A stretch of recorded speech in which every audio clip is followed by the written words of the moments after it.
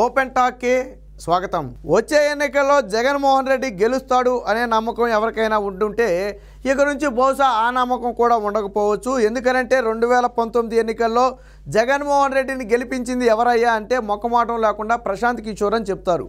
అంటే జగన్మోహన్ రెడ్డి గురించి ఆ పార్టీ గురించి అణువణువు తెలిసిన వ్యక్తి ప్రశాంత్ కిషోర్.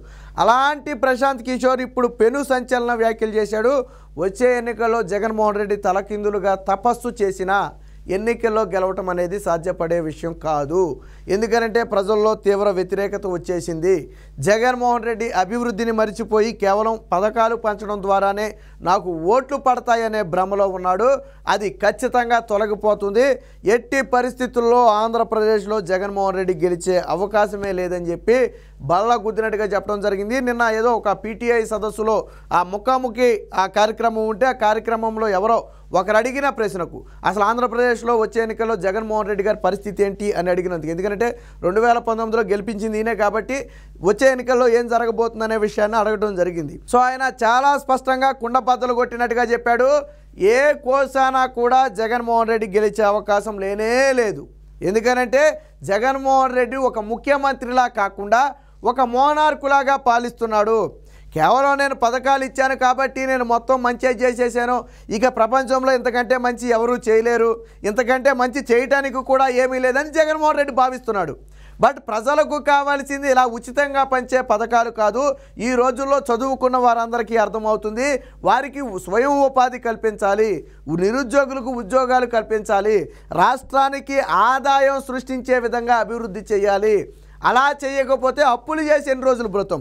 ఒక కుటుంబమైనా అంతే, ఒక రాష్ట్రమైనా అంతే. ఇప్పుడు ఒక కుటుంబానికి దమిడి ఆదాయం లేకుండా నువ్వు అప్పులు చేసుకుంటూ ఎంతకాలం బ్రతుకుతావు? అప్పులు ఏదో ఒక రోజు తీర్చాలి కదా.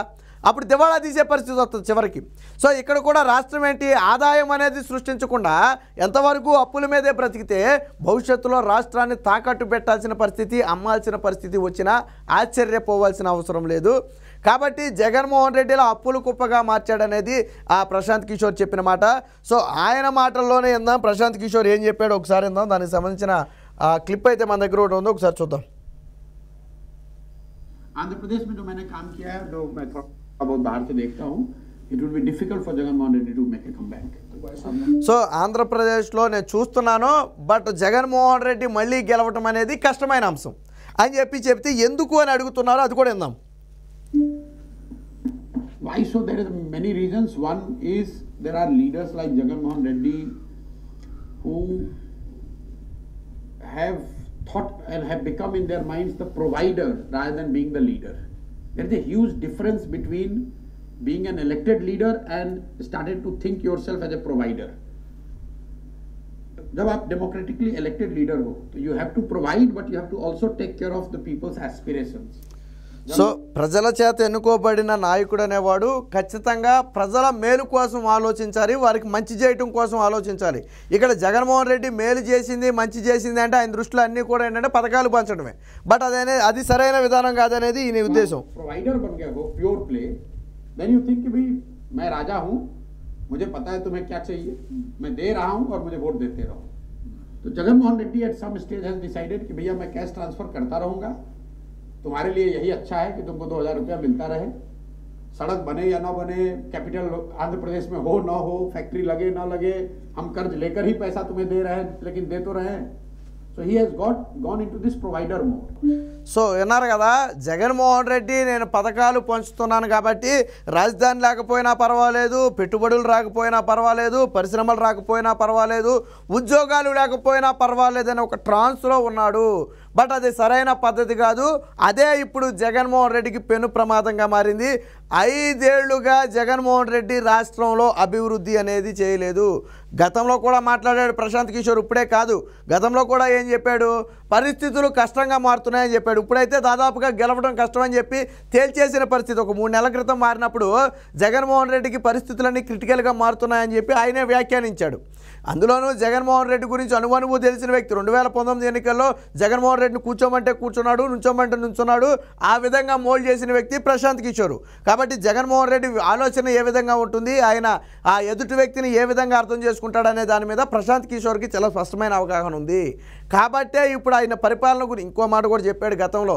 జగన్మోహన్ రెడ్డిని గెలిపించినందుకు ఆయన తిట్టడం సంగతి పక్కన నుంచి, గెలిపించినందుకు నన్ను కూడా తిడుతున్నారు ఆంధ్ర ప్రజలు అని చెప్పి ఒక సందర్భంలో సెటైరికల్గా మాట్లాడుతూ ప్రశాంత్ కిషోర్ కూడా చెప్పడం జరిగింది. సరే, జరిగిన నష్టం ఏదో జరిగిపోయింది అనుకోండి, అది అలా ఆ వృత్తి ధర్మం, ఆ ప్యాకేజీ తీసుకుంటారు, గెలుపు కోసం వ్యూహాలు రచిస్తారు, ఓకే, అదంతా వేరే విషయం. బట్ 2019లో జగన్మోహన్ రెడ్డిని గెలిపించడం కోసం అబద్ధాలను, అసత్యాలను, ప్రజలను ఒక సెంటిమెంట్లోకి పోయే విధంగా చేయటం జరిగింది. ఆ కోడికత్తి డ్రామా కానివ్వండి, పింక్ డైమండ్ కానివ్వండి, వివేక హత్య కానివ్వండి, ఇవన్నీ అందులో పార్ట్లుగానే ఉన్నాయి. సో కాబట్టి ఇవన్నీ కూడా ఆ రోజు జగన్మోహన్ రెడ్డి గెలుపుకైతే కృషి పనిచేశాయి. సో దీనికి సంబంధించిన వేరొక వార్త కూడా వచ్చింది, ఒకసారి చూద్దాం. సో జగన్ మళ్ళీ గెలవటం కష్టమే. పీటీఐ సంపాదకుల ఇంటర్వ్యూలో ఎన్నికల వ్యూహకర్త ప్రశాంత్ కిషోర్ కీలక వ్యాఖ్యలు. ఆంధ్రప్రదేశ్లో జగన్మోహన్ రెడ్డి నేతృత్వంలోని వైకాపా ప్రభుత్వం మళ్ళీ గెలవటం కష్టమని ప్రముఖ ఎన్నికల వ్యూహకర్త ప్రశాంత్ కిషోర్ పేర్కొన్నారు.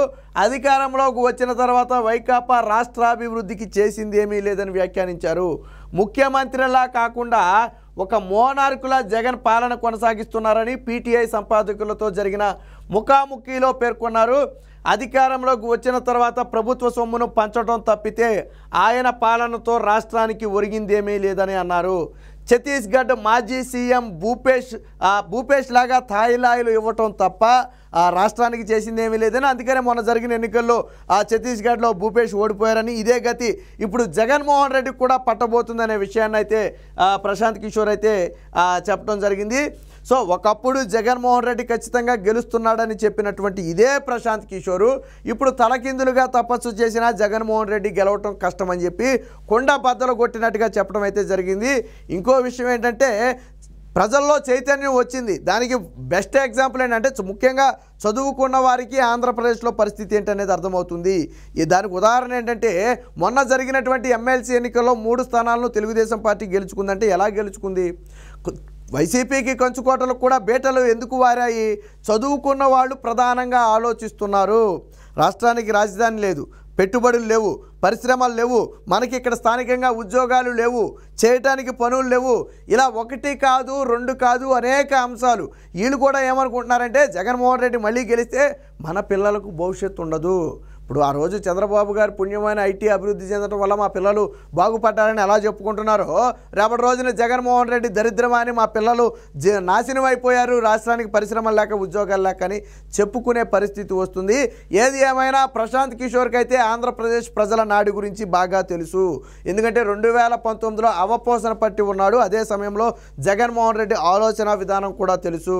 కాబట్టే ఇప్పుడు చాలా స్పష్టంగా చెప్తున్నాడు, వచ్చే ఎన్నికల్లో ఎట్టి పరిస్థితుల్లో ఆంధ్రప్రదేశ్లో వైసీపీ జగన్మోహన్ రెడ్డి గెలిచే పరిస్థితి లేదు. ఇప్పుడు జగన్మోహన్ రెడ్డికి మరొక తలనొప్పిలా మారింది. ఇప్పటి వరకు జగన్మోహన్ రెడ్డి ఆ దొంగ సర్వేలు, పెయిడ్ సర్వేల ద్వారా ఏదో కార్యకర్తల్లోనూ నాయకుల్లోనూ ఆ మనోధైర్యం నింపే ప్రయత్నం చేస్తున్నాడు, మనకు 100 150 వస్తున్నాయి అని చెప్పి. కానీ వాస్తవ స్థితి ఏంటంటే దాదాపు 30 సీట్లకు పడిపోయే పరిస్థితి. ఈ విషయం తెలిస్తే ఉన్నవాళ్ళు కూడా పార్టీ నుంచి వెళ్ళిపోతారు. రేపొద్దున ఆ 170 స్థానాల అభ్యర్థులు కూడా దొరకని పరిస్థితి ఏర్పడద్ది. కాబట్టే జగన్మోహన్ రెడ్డి ఇప్పటి వరకు వాళ్ళ కార్యకర్తలను వాళ్ళని మభ్యపెడుతూ వచ్చారు. బట్ ప్రశాంత్ కిషోర్ గురించి వాళ్ళందరికీ తెలుసు. ప్రశాంత్ కిషోర్ చాలా నమ్మకమైన వ్యక్తి.